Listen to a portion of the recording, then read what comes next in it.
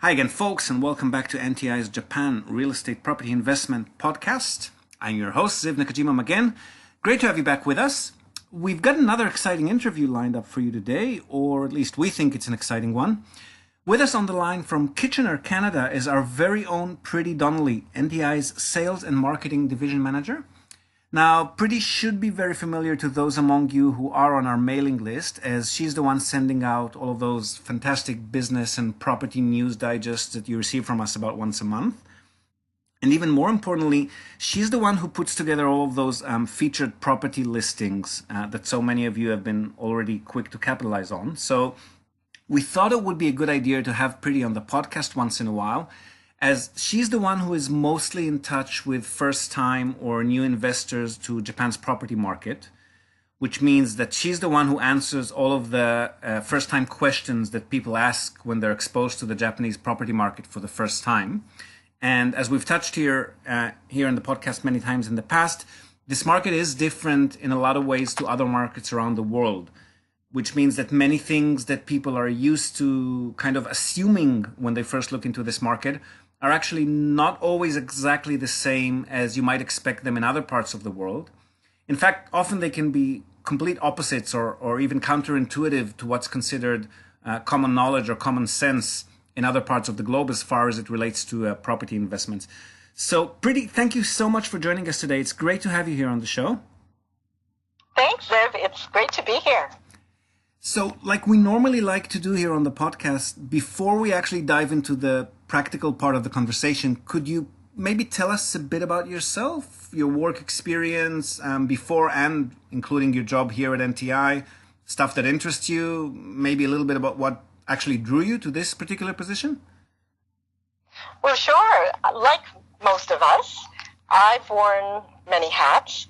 Let's see, I have a background in commercial and residential mortgages in Canada and the U.S. I have a degree in English literature. I've studied advertising and marketing and as well as negotiations. And I say all that because when I saw this position, I was drawn to it because this gave me an opportunity to tie all my skills together. That's what I felt. I've even worked with the government, which, as you know, that means understanding contracts and paperwork. I know that quite well, too. So I just love how this ties everything in together. But there was only one thing. I had never been to Japan. So for me, that was the challenge. And I knew very little about the Japanese property market. That's right. You actually had no real exposure to Japan at all, or even any knowledge about the country before you took this job on, did you? So true. Not much at all. In fact, the idea of investing in a foreign country to me seemed risky and not something I opened my mind to. And I think many foreign investors probably feel the same way. What opened my mind, actually, was one of your videos on the NTI website. And it was at that point, when I watched it, I realized, you know what? NTI is not a real estate agency. It's actually a proxy service and a buyer's agency. And that was something completely different. It was like a niche, not your typical real estate agency, not even a real estate agency. And so in this way, I saw it really as an extension of anyone who wants to invest in Japan real estate. There was the opening. Right. And there's no question, we know we live in volatile times. The real estate market around the world couldn't be more speculative. Yet, here in Japan, here's a market that focuses on steady cash flow from rental income. And it's so affordable. Finally, real estate investing doesn't have to be just for the rich and doesn't have to be speculative as most of us understand it to be. So this service, the proxy service, gives foreign investors that access. Right. And I guess the same sort of mind frame is actually something that many of those potential clients who first contact you are in, isn't it? I mean, there are just so many things that most people who haven't been exposed to Japan like yourself or to Japan's property market or any Asian property market probably wouldn't know about a lot of these things, or they might have the wrong impression about them. Can you maybe give us a few of these like common misconceptions that you run across regularly? Oh, sure. Yeah, I do run across misconceptions for sure. I think one of the most common ones is the effect of earthquakes on Japanese homes. Now, that's a misconception. Properties built in 1981 or after would fall under earthquake-resistant construction methods under the Building Standards Act. And I always emphasize, however, that this doesn't mean that if you buy something built prior to 1981, it's going to blow away or crumble. If an older building has been well maintained with strong reserve funds pool budget for repairs, it's not necessarily a high-risk purchase. So that's one of the things. Another thing is that people also think that owning a foreign property would be a headache and costly, and they're going to have to do a lot of travel, and then there's all the travel expenses. Again, not true. And that's because of this proxy service, and that's what I love about it, because we make things simple for foreign investors. So first of all, there's no need to travel for the purchase. And since your wife and business partner Chikako is native Japanese, and so are most of the staff over there in Japan, we can and do represent clients at meetings, even though the seller is aware that the buyer is foreign. We send the documents for signing in English to the seller and then conduct all the meetings on the buyer's behalf in Japanese. That's turnkey for the investor without having to travel.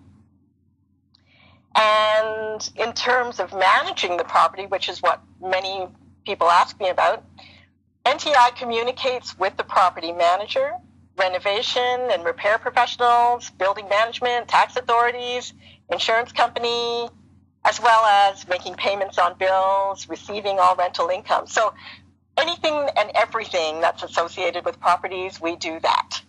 We also provide financial management, collecting rental payments, remitting funds overseas.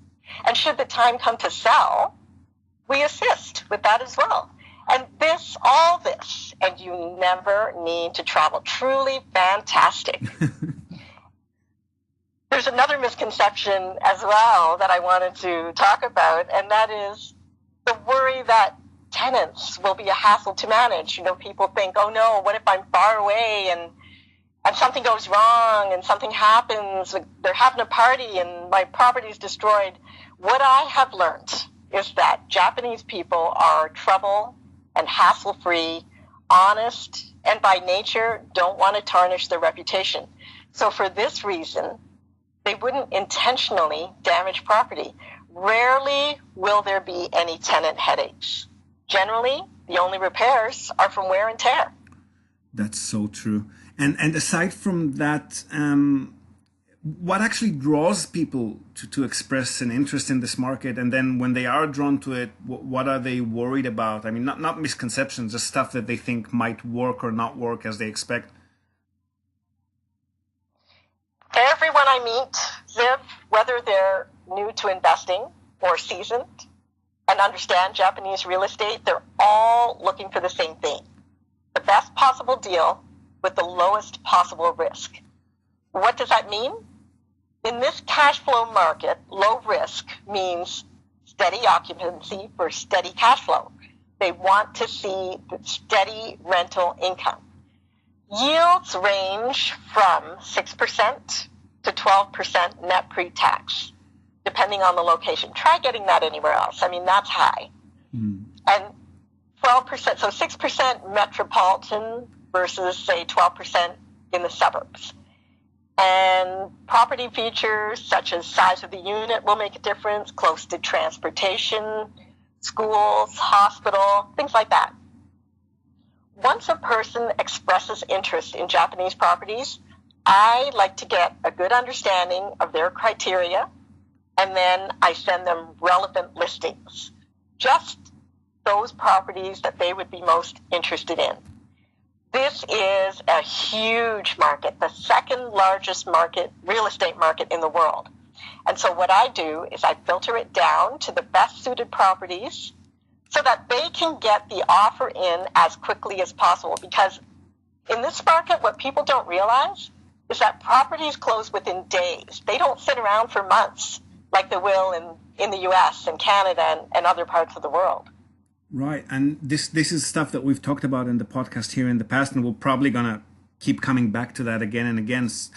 Could you maybe tell us a bit about who your typical client is, or the potential client profile?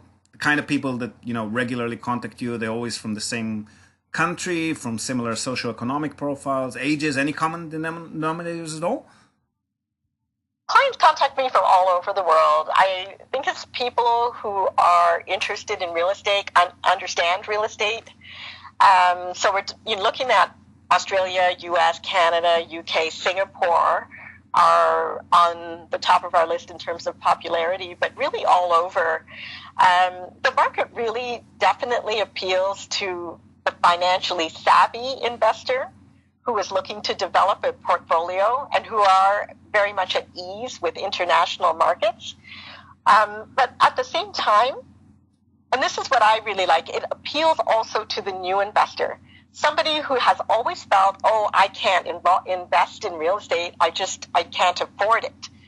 This Japan property market gives them that opportunity because of the affordable prices in Japan. So for as little as, I can say, $25,000 to $30,000, they'd be able to invest and take advantage of the high yield properties. Right, and that's 25-30 including all purchase costs, right? Yes, including all purchase costs. Okay, so pretty unbelievable, right? Yeah. So new investors who just maybe couldn't afford or were a bit wary of investing, a lot of money in other places, and more seasoned investors who just want to hedge their portfolio and get more exposure to other countries. Would that be about right? Yeah, that's about right. And I think that the fear is that people are away, I call it, of stepping out of their own backyard. That is, if they're in the United States, they only want to invest in the United States because everything else is really scary or risky. And, having a proxy service like we have gives everybody that opportunity to invest in Japan because it's literally like an extension of their own arm in another country. And so again, whether you're savvy or whether you're new to the market, we're here to do that for anybody that is simply interested but isn't able to just travel or doesn't speak the language in Japan. Yeah, I guess when you're doing due diligence in your backyard as opposed to a remote location, I guess the main difference is when you're doing it in your backyard, you need to personally do your due diligence on the property, do a drive-by, have a look. If you can look inside, look outside, maybe a building inspection. Whereas when you're investing remotely and you can't do all of that, the due diligence just turns into researching the right kind of company and the right kind of team that are going to be representing you on the ground, and then they do the actual due diligence for you, don't they? Exactly. Could you maybe give us an example of, say, one potential client, somebody who actually turned into an active client? So no names or personal details, of course, but maybe just a general profile of the person or persons, what they ended up buying, the process, how their investments are doing these days? Sure. Let me first explain how most clients familiarize themselves with the properties to become active clients. Most clients start by asking to receive our featured property listings and the monthly business digest. And with this information, they're able to compare prices, locations, yield, income, and features, etc. Then, when they have a better idea of what they want, they contact me with a particular property that they might have seen on our featured list. They'll ask me if it's available, or they'll send me their particular criteria, such as their own budget they have in mind, location, size, and other features. In this market, offers are made on properties within days, as I think I mentioned earlier, of hitting the market. So you've got to be quick. So now, going forward to the type of clients we have, I want to give you one example. So this client is from Canada. I won't give you his name. But like most foreigners, he couldn't speak Japanese to conduct the real estate transaction on his own. Now, his budget to start was about $30,000 US. This was his first property, and he didn't want to take much of a risk, which is perfectly understandable. So we recommended properties in metropolitan areas close to transit, where occupancy is high, built in or after 1981. And he was willing to accept the lower yield for lower risk of about 6% net pre-tax versus what he could otherwise get of, say, 8% to 11%. And it was a very smooth first purchase, and that's what he was doing. He was sort of testing the waters to see how this went, and it was very smooth. He was very comfortable. So he stuck with it, and he went on to start to build his portfolio. He increased his budget to 65,000 American dollars. This time, he was willing to take a bit more of a risk. And this means properties in the suburbs where you may not be so sure of how quickly a property will be rented out if it indeed does become vacant. So far, we have had no occupancy challenges, and he's a very happy client and continuing to grow his portfolio.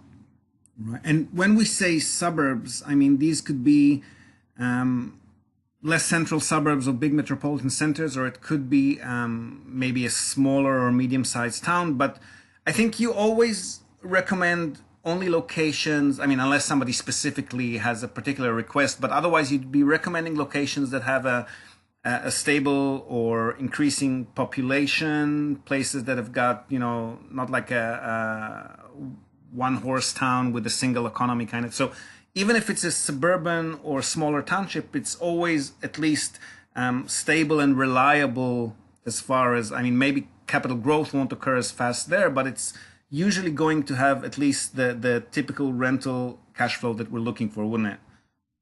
Right. We're not doing anything that's super high risk. So we are staying within two areas where you will get between 8% to 11% yield, which is still very high without that extreme risk of far away from transportation or, properties that might be on, say, the 10th floor, not the 10th floor, but say like 5th or 6th floor where there's no elevator, things like that, things that would really deter people from wanting to rent. We don't typically get involved with those types of properties. We do stay with generally areas and features that are marketable.